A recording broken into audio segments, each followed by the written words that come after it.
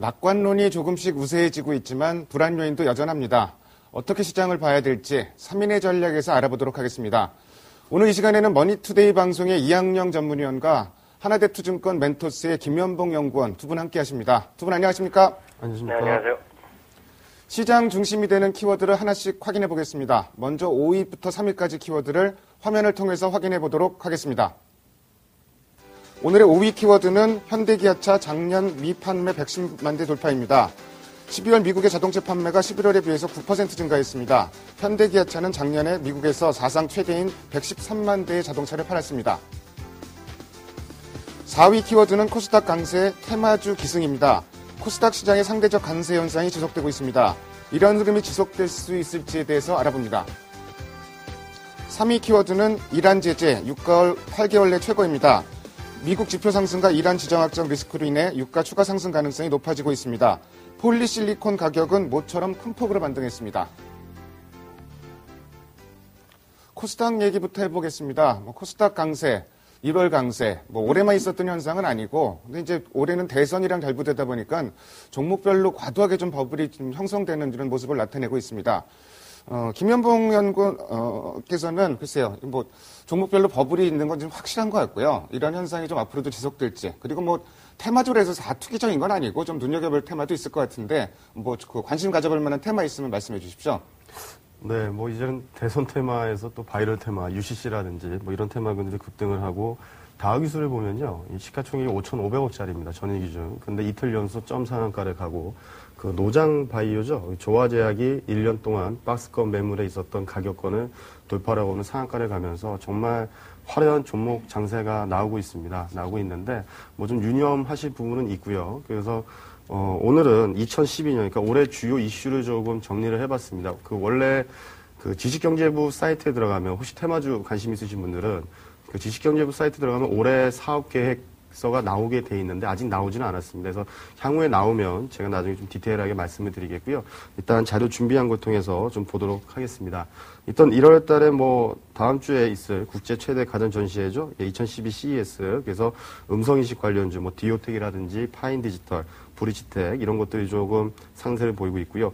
윈도우 8 버전이 이제 출시가 됩니다. 마이크로소프트사에서. 그래서 CES에서 출시가 될 수도 있고, 다음 달에 출시가 될 수 있는데, JMI라든지 제이시언 이런 것들이 조금 테마로 부각될 수 있겠고요. 그 다음에 민주통합당이 전당대회를 하게 됩니다. 그래서 캐릭터화에 대한 관련주들이 있죠. 그런 것들이 부각될 수도 있겠고, 2월 달에는 스마트 그리드 기본계획 시행안이 아마 발표가 될 겁니다. RPS라 해서 의무 할당 제도도 있겠지만, 이 스마트 그리드 관련주도 LS 산전이라든지 일진전기, PS텍 이런 것들이 좀 부각이 될 수 있겠고요. 3월 달에는 세종시에 과학벨트 기본계획 시행안이 발표가 됩니다. 그래서 영보항이라든지 이런 세종시 관련주라든지 세트레가 이런 우주항공주가 부각이 될 수 있을 것 같고요. 5월 달에는 여수 엑스포 개최, YN텍 이런 종목군들이 또 부각될 수 있겠고, 아리랑 사무 발사돼서 또 우주항공도 부각될 수 있겠고요. 그 다음에 6월 달부터 8월 달이 좀 중요한 이슈죠. 저 시간에 제가 대선 테마주들 후보군들이 나오게 되면 그때 그 캐릭터 관련주들이 조금 더 우세할 수 있다 말씀을 드렸었는데, 대선 누가 나오는지 모르겠죠. 그 후보자의 관련 종목군들이 시장에서 부각이 될 것 같고요. 그 다음에 바이럴 테마, SK컴즈라든지 나우콤 이런 종목군들이 부각이 되겠고, 기타 아직은 일정은 미정입니다만 삼성에서 지금 바이오 사업을 강화를 하고 있죠. 그래서 바이오 삼성그룹과 협력 관계를 맺었었던 마크로젠이라든지 JW 중해신약, 인피니트 헬스케어 이런 것들이 부각될 수 있겠고, 그 다음에 순수 우리 기술 원자로 개발이 있습니다. 그래서 핵융합이라든지 덕성, 에러티 베큐um 또는 원자력, 그 다음에 플렉서블 디스플레이 출시 아마 삼성에서 2분기 내에 출시한다고 아마 얘기를 하는데, 이번 CES도 아마 선보일 겁니다. 선보일 텐데, 제이모직이라든지 아이컴포넌트, 테라세미콘, 나노신소재, 그 다음에 또 나로 사모발스도 있는데, 그래서 참 전체적인 일정이 상당히 많습니다. 좀 전에도 보니까 테마주는 조금 급등이 있고 좀 기대감, 어떤 좀 재료나 일정 이런 모멘텀인데, 이따른 한번 정리를 해드렸습니다. 그 중에서도 좀 실적으로 좀 볼게, 그냥 안전하게, 매매할게. 일단 플렉서블 디스플레이는 좀 계속적으로 관심을 가져야 될 것 같습니다. 이 삼성 SDS에서 나오는 부분인데, 이쪽에 관련 납품을 하고 있는 제일모직이라든지 아이컴포넌트, 테라세미콤, 나노신소재는 제가 전달에 한번 얘기 들었었는데 이런 종목군들이 일단은 뭐 수주 기대감 또는 관련 수혜니까 관심 있게 보시고요. 그다음에 모바일 오피스는 계속 얘기를 합니다. 인프라웨어, 한글과 컴퓨터 이쪽은 스마트폰 증가가 되면 같이 수혜가 되는 이쪽 테마이기 때문에 좀 관심을 갖는 게 좀 낫지 않을까 이렇게 보고 있습니다. 예, 플렉서블 디스플레이와 모바일 오피스, 김현봉 연구원께서 여러 번 강조해서 이제 그 말씀하셨던 테마고요. 그래서 올해 전체, 어떤 그 정책 일정에 따라서 이런 테마주가 부각될 수 있다. 이런 부분도 이제 그 일목요연하게 정리를 해주셨는데, 나중에 이제 지식경제부 구체적인 사업 계획이 나오면은 다시 한번 자세하게 좀, 같은 내용을 좀 자세하게 풀어서 설명드리기 부탁드립니다. 유가 얘기해보죠. 유가가 사실은 어제 장중 내내 좀 약세였는데 막판에 좀 올랐습니다. 그러니까 유가 올라간 게 이란 제재, 그러니까 그 이란 지정 확정 리스크 때문에 어제 유가가 올랐다고 보는 게 맞을 것 같고요. WTI 2월 인도분 기준으로 103달러대로 이제 올라왔습니다. 배럴당 103달러대로 올라왔고요. 그러다 보니까 유가가 좀 추가적으로 상승할 것이다. 이런 얘기도 좀 많이 나오고 있고요. 오늘 모처럼 눈에 확 들어오는 게 태양광 관련해서 폴리실리콘 가격이 모처럼 이제 큰 폭으로 좀 반등을 했습니다. 이게 의미 있는 반등인지도 상당히 좀 궁금한 것 같고요. 이학년 의원께서 일단 유가 지금 상승 가능성이 높아지고 있는데 정유주라든지 관련주 좀 대응 전략 말씀해 주시고요. 그리고 태양광 관련주도 좀 정리해 주십시오. 네, 그 정유주는 늘상 똑같이 생각합니다. 정말 장기적으로요. 어떤 수급의 어떤 기대감을 갖고 정말 장기 투자하시는 분들이라면 언제라도 GS라든가 SK이노베이션 그리고 SOL 같은 거 사시라고 말씀드리고 싶습니다. 다만 최근에 좀 단기적인 시각을 본다 그러면요. 최근에 어떤 유가 상승은 경기가 좋아져 갖고요. 많은 수요가 생겨서 전 세계가 같이 좋아지는 그런 우리가 생각하는 상식적인 선에서의 유가 상승이라면 아무런 문제가 없지만은요. 말씀하신 대로 미국에서 제재한다고 하죠. 이란 쪽이요. 그러다 보니까 이제 유럽도 마찬가지고요.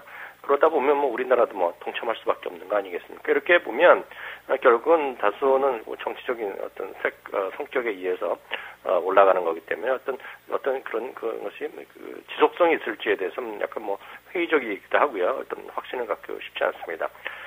물론 정유주 좋아질 수는 있겠죠. 그 가격이 올라가면 상식적으로 좋아진다고 할 수 있겠지만요. 정말 만에 하나 정말 이란에서의 석유 수입이 봉쇄된다고 한번 생각해 보시죠.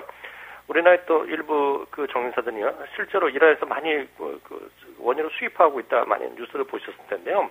오히려 좀 실제적으로 타격을 받게 돼 있다는 것이죠. 그렇기 때문에 실제로 어떤 석유 이란의 제재에 따라서 우리나라 정유주가 좋아진다는 것은 정말 단편적인 시각이고요. 유가가 계속 올라가서는 우리나라 초등학생도 다 아는 거 아닙니까? 석유 한 방울 안 나는 나라에서 유가가 계속 올라가는데 좋아질 일이 어디 있겠습니까? 대한민국 전체적으로 악질 수밖에 없다는 기본적인 시각을 갖고 있습니다. 그렇기 때문에 단편적으로 이해하시고 GS를 산다, SK이노베이션을 산다, 정말 이것 때문에 산다 그러면 좀 오히려 좀 말리고 싶은 생각이 들고요. 태양광은 이제 크게 보면 두 가지 요인이 있겠죠. 또 유가가 올라가면 대체 에너지 아니냐, 풍력이나 이런 것들 얘기하시는 분 계실 것 같습니다. 물론 말은 되죠. 논리적인 설명력이 있습니다. 또 한 가지 폴리실리콘이 또 모처럼 올라왔다고 하는데요. 마찬가지죠. 반도체 가격이랑 다 비슷한 얘기 같습니다. 늘상 말씀드리지만 OCI는 지금 가격 전쟁의 한복판에 있는 기업입니다. 글로벌 탑2고요. 올해 말 때문에 글로벌 탑1이 되는 기업입니다. 그렇기 때문에 OCI 입장에서 보면 가격 전쟁을 통해서요. 지금 현재 경쟁사들뿐만 아니라 잠재적인 경쟁사들이 아예 시장에 발 못 붙이게 하는 거죠. 역설적으로요. 폴리실리콘 가격이 정말 많이 올라가면요. OCI는 싫어할 수가 있습니다. 왜냐하면 회복되는구나 하면서 경쟁사들이 살아나고 신규 참여 가능성 있는 그룹들 우리나라만 말씀드린 것이 아닙니다. 일본도 있고요. 중국도 있고 인도도 있습니다. 이런 사람들이 더 적극적으로 들어오면 OCI가 머리 아픈 거죠. 지금 많은 애널리스트 이구동성하는 얘기가 올해까지는 크게 어떤 폴리실리콘 가격이 회복되기는 쉽지 않다는 얘기하고 있습니다. 당장 어제만 그리고 그제만 하더라도요. 오히려 지금 가격들이요. 그 장기 공급 계약했던 것이 오히려 물량 줄어드는 회사가 있다고 나온 뉴스 보신 분 계실 것 같습니다. 많은 투자를 했던 그런 기업들이 지금 오히려 또 좀 어려움을 겪고 있다는 얘기가 또 일부 신문에서 계속 나오는 거 보신 분 계실 것 같습니다. 정말 초장기 투자를 하면 OCI 좋다고 하겠지만은요. 60만 원, 50만 원대 사셔갖고 물리신 분 작년에 한 65%, 70% 가까이 고점대에 빠졌는데요. 저는 물타기 하신 분은 최소한 말리고 싶네요. 일단 뭐 지정학적 리스크에 의한 유가 상승 결코 뭐 바람직한 시나리오는 아닌 것 같고요. 뭐 폴리실리콘 가격 아직은 가격 전쟁 중이다 뭐 이렇게 말씀하셨는데 글쎄 뭐 좀 하루 올랐다고 사실은 뭐 폴리실리콘 태양광 이쪽에 뭐 급속하게 뭐 경기가 변화한다든지 이런 걸 기대하는 거는 너무 좀 성급한 생각인 것 같습니다. 다음으로 오늘의 2위 키워드를 화면을 통해서 확인해 보도록 하겠습니다. 오늘의 2위 키워드는 미국 기대 vs 유럽 우려입니다. 뭐 유럽 얘기 먼저 하자면은 작년 연말부터 조용했었는데 이제 얘기가 슬슬 나오기 시작합니다. 스페인 구제금융 신청했다는 얘기가 일부 언론에서 보도가 됐었는데 정부에서는 이제 공식적으로 부인을 했고요. 이탈리아 은행 같은 경우는 대규모 증자를 하고 유증자를 더해라 지금 요구하고 있는 상황이고 그러면서 이제 은행주 주가는 좀 급락하고 이런 일들이 좀 발생을 하고 있습니다. 그러면서 예정에 없던 긴급 회담이 줄줄이 지금 잡히기 시작했는데요. 자, 이거 해석도 어떻게 해야 될지 모르겠습니다. 그만큼 상황이 긴박해졌다고 봐야 될지 아니면 회담을 계기로 상황이 호전될지 이것도 참 섣불리 예측하기가 어렵고 반면에 미국 같은 경우는 평상시에 이런 흐름이라면은 주가에 영향을 받았을 텐데 미국 주식시장이라든지 별로 그다지 큰 영향을 미치지 않습니다. 그만큼 미국 같은 경우는 지표도 좋지만 낙관론 자체가 좀 많이 확산되고 있는 상황인 것 같고요. 우선 이제 김현봉 연구원께서 글쎄 네. 유로존 지금 예정에 없던 회담이 몇 개가 잡혔죠. 이런 상황이 좀 어떤 유로존 해결의 어떤 계기가 될 수 있을지 그리고 전체적인 현재 유로존 들어가는 분위기 이런 부분 같이 말씀해 주십시오. 네, 원래 전주에 9일이 원래 첫 긴급 정상회담이었죠. 독일하고 프랑스. 근데 지금 보니까 이달에만 5개가 있어요. 5개가 있는데 23일과 30일 재무장관 회의는 어차피 필스가 됐었습니다. 예정되어 있었는데 지금 현재 보니까 이탈리아와의 접촉이 많은 것 같아요. 일단은 6일 날에 프랑스와 이탈리아가 회담을 갖고요. 그 다음에 9일은 독일 메르켈 총리가 휴가 갔다 왔죠. 그래서 프랑스와 긴급 정상회담을 갖고 11일 날에는 독일과 이탈리아, 그 다음에 18일 날에는 영국과 이탈리아의 일정이 있습니다. 그래서 결론은 유럽 정상회담 결과에 따라 틀리긴 하지만요. 지금 현재 보니까 이탈리아의 최대 은행이죠. 유니크레디트가 75억 유로 증자를 했더라고요. 그러니까 우리나라 돈으로 약 11조, 그러니까 시가총액의 반인데 거기에 또 10조 이상의 또 추가 자금이 필요한 상황이라고요. 그래서 유럽에 지금 보니까 이탈리아를 독일과 영국, 프랑스가 다 회담이 있는데 아마 이와 관련된 그러니까 좀 이탈리아 내 은행에 대해서도 좀 그러니까 좀 제스처가 나올 것 같다는 생각이 들고요. 결국엔 독일과 프랑스의 만남이 중요할 것 같아요. 그래서 9일 날에 휴가를 갔다 오니 독일 메르켈 총리가 어떻게 정책을 피고 어떤 좀 놀랄만한 좀 시장에 신뢰를 줄 수 있는 코멘트가 나와야지 되지 안 그러면은 좀 부담이 되고요. 근데 다만 이렇게 긴급 정상회담을 갖고 있다는 것 자체가 좀 빠르게 좀 봉합하려는 의미인 것 같기 때문에 일단은 도발 변수는 아직 모르겠는데 일단 이렇게 좀 많은 회담이 있는 걸로 봐서는 좀 조만간 좀 좋은 결과 쪽으로 나오지 않을까 이렇게 보고는 있습니다. 일단 회담 일정만을 놓고 보면은 이탈리아 사정이 제일 급한 것으로 추정해 볼 수 있겠고요. 이탈리아가 지금 긴급하게 프랑스, 독일, 영국 각각 정상과 긴급 회의를 갖는다 그러니까 그만큼 이탈리아 사정이 좀 급한 것 같고 어쨌든 독일, 프랑스 정상회담 9일로 예정돼 있죠. 이 부분이 가장 주목할 만한 변수인 것 같고 긴급하게 회담이 잡혔다는 얘기는 여러 가지로 해석이 가능할 것 같습니다. 그래서 그만큼 상황이 급했다고도 볼 수 있지만 어쨌든 해결의 단초가 될 수 있다. 일단 후자 쪽으로 좀 기대감을 좀 가져봅니다. 자, 미국 같은 경우는 12월 자동차 판매, 어저께 미양영 의원께서도 말씀하셨지만 예상대로 좋게 나왔고요. 그리고 내일 고용지표 발표도 앞두고 있습니다. 여전히 기대감이 좀 있는 상황이고, 최근에 좀 낙관론이 좀 우세해지는 상황인 것 같은데, 이양영 의원께서 미국 현지 분위기 좀 전해주세요. 네, 그건 맞습니다. 항상 우리나라도 마찬가지지만요. 시장 긍정적으로 보는 사람도 있고, 시장을 좀 보수적으로 보는 사람도 있는데요. 어느 쪽이 앞서고 있다, 이런 얘기는 초등학생의 싸우는 소리 같고요. 그런 의미가 없고요.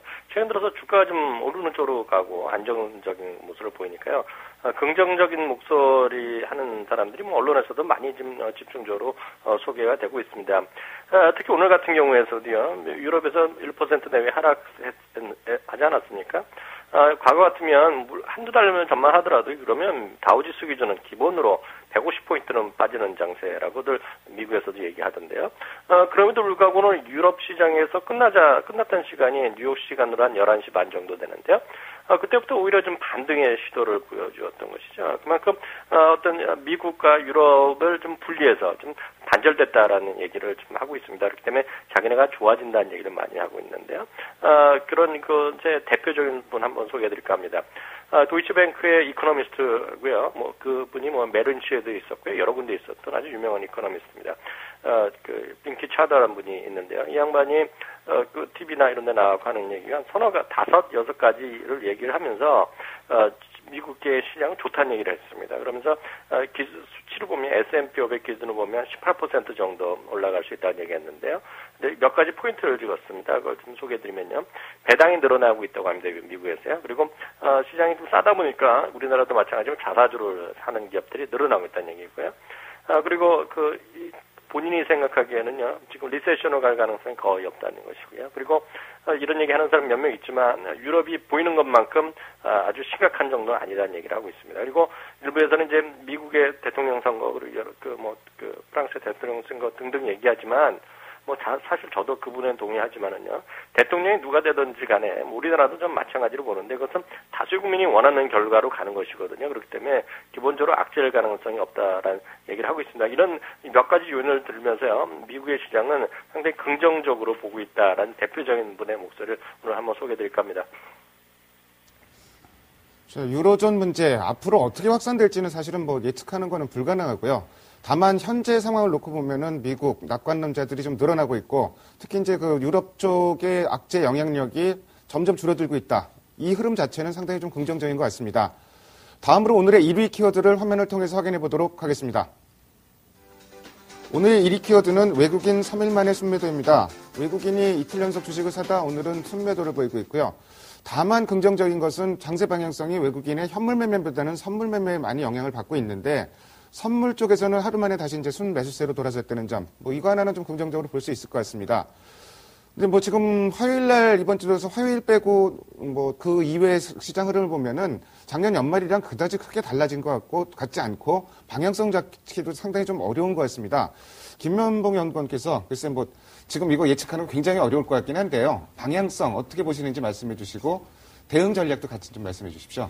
네, HTS를 보고 말씀을 드리겠습니다. 전 시간에도 말씀을 드렸었는데 계속 지금 저점은 높아가고 있고요. 고점은 낮아가는데 어제 좀 중요했던 것 같아요. 어제 좀 121선도 그렇고 최근에 고점을 좀 돌파하려는데 눈치를 보고 있습니다. 그래서 단기 9일 날에 독일과 프랑스의 만남에서 좀 어떤 좀 근전적인 내기가 나올지 지켜봐야 되겠는데 일단은요. 상방이 좀 유리해 보여요. 상방이 유리해 보이니까 이 점은 참고해 주시고 그 다음에 또 하나 보여야 될 건 코스닥 지수입니다. 코스닥 지수. 2007년도 때 코스닥이 연간으로 치면 37% 반등을 했습니다. 물론 거래소는 45% 반등을 했으니까 좀 차이는 없을 테지만 지금 보게 되면 또 대선 시즌이 2007년에도 그랬었죠. 그래서 지금 현재 한 550포인트대에서 한 3년간 좀 계속 매물대가 있는데 요번에 삼성전자가 실적이 좋아지면서 그에 후광되는 IT 부품 업체들도 있다는 수혜가 예상이 되고요. 그러니까 실적이 좀 상향이 되고 있겠죠. IT 부품 그 섹터들은. 그 다음에 대선이라든지 이런 온갖 테마주들이 좀 화려한 모습을 보였는데 이번에 한번 기대를 좀 해보고 있습니다. 그 얘기는 뭐냐면 550포인트 부근에서 좀 상단부 좀 올라오면 좀 코스닥 랠리가 좀 더 이어질 수가 있지 않겠느냐 이렇게 보고 있겠고요. 또 오히려 역으로 생각하면 어떻게 보면 이렇게 좀 중소형주 좋아하시는 개인분들한테는 올해 좀 투자할 때 좀 재미를 볼 수 있을 것 같고요. 결론은 거래소가 상단부 돌파가 좀 필요할 것 같아요. 근데 지금 현재는 눈치를 보고 있는데 조만간 이번 달 중으로 방향성이 나오지 않을까 그렇게 보고 있습니다.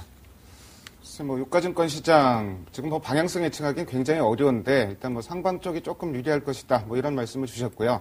코스닥 시장 과거 사례로 봤을 때 조금 더 여력이 있지 않나 이런 의견도 같이 주셨습니다. 사실 지금 장세 방향성 잡기 굉장히 애매하고 사실 코스닥 종목 잘 나가고 중소형주 잘 나가고 이런 종목들이 있는데 따라서 하는 건 이거 단기 대응하는 데는 상당히 좀 무리가 있을 것 같습니다. 어쨌든 지금 방어적으로 투자를 한다 그러면 중기적으로 대응을 해야 될 것 같은데 이학년 의원께서는 글쎄요 지금 주식 비중을 좀 높여야 되는 시점인지 그런 부분 말씀해 주시고요. 전체적인 전략도 같이 말씀해 주십시오. 네, 지금 현재 시청자분께서 어느 정도 주식을 갖고 계시는지에 따라서 다르겠죠. 기본적으로 저는 지금 현재 지수대 1860포인트 언저리에서는요. 지금 70에서 80% 정도 갖고 가더라도 크게 무리는 없다라는 생각을 갖고 있습니다. 물론 100% 갖고 가시는 분도 계시고, 뭐, 20, 30%만 놓고, 뭐, 여전히 반망하시는 분도 계시겠지만은요, 제가 일관되게 말씀드린 거는 70에서 80% 정도 주식을 갖고 가자는 생각 갖고 있습니다. 지지선은 좀 느긋하게 보셔야 되겠다는 생각 여전히 갖고 있고요. 1770 정도 보고 있습니다. 그러면 주식에서 어떤 걸 갖고 가냐. 좀 다시 말씀드리지만, 삼성전자랑 현대차랑 같이 다 올라가면 좋겠지만은요, 그런 것은 경험이 별로 없습니다. 현대차, 삼성전자 합으로 한 50% 갖고 가시고요. 나머지 또 대형주 20%. 중소형주는 뭐 20에서 30% 정도면 뭐 충분하고도 넘친다는 생각 갖고 있습니다. 테마성 주식들 뭐 여기 많이 있지만은요. 그 SK컴즈 같은 경우 어제도 말씀드렸다시피 오늘 이 주식이 지금 800만 주 거래가 되고 있습니다. 그러면서 지금 왔다 갔다 하고 있는데요. 아마 이렇게 되면 뭐 1000만 주 거래 오늘 뭐 시간은 얼마 안 나왔지만 최소한 900만 주 이상 거래가 될 것 같은데요. 정말 대단한 주시장의 어떤 열기라고 볼 수밖에 없죠. 그 페이스북이랑 무슨 상관이 있고요. SK컴즈가 도대체 SNS 선거운동 한다고 해서 크게 돈을 어떻게 벌지 저는 정말 이렇게 주가 올라가는 건 설명이 될지에 대해서 극히 좀 회의적인 시각을 갖고 있습니다. 제가 드리고자 하는 말씀은 매매를 너무 자주 하시면 지금 돈을 벌 수 없는 시장입니다. 잦은 매매 매우 위험하다고 생각 갖고 있고요. 앞서 우리 김영보 연구원도 계속 얘기하지만 정말 장기적인 모멘텀 있는 올해 내내 장기적인 모멘텀 있는 주식을 미리미리 좀 선택해 두셔갖고요. 지금 2,000개 주식이 있는데요. 본인이 정말 확신 갖고 이런 거 한 50개, 60개 정도만 추리셔갖고요. 그것 위주로만 매매하시는 것이 훨씬 더 수익률이 좋았을 것이고요. 앞으로도 좋을 것이라고 저는 확신해서 말씀드릴 수 있습니다. 일단 뭐 주식 비중 70%에서 80%까지는 뭐 괜찮다 이런 말씀도 해주셨고요. 뭐 중소형주 한 20% 정도 뭐 이런 말씀도 해주셨습니다. 특히 이제 그 잦은 단기 매매 요새 시장에서 위험할 수밖에 없고요. 뭐 테마성 종목이나 이런 쪽으로 접근할 때는 좀 그 장기성으로 장기 모멘텀을 보고 접근해라 이런 말씀까지 해주셨습니다. 지금까지 5가지의 키워드를 중심으로 오늘 시장의 흐름을 살펴봤습니다. 두 분 말씀 잘 들었습니다. 감사합니다. 감사합니다. 네, 감사합니다.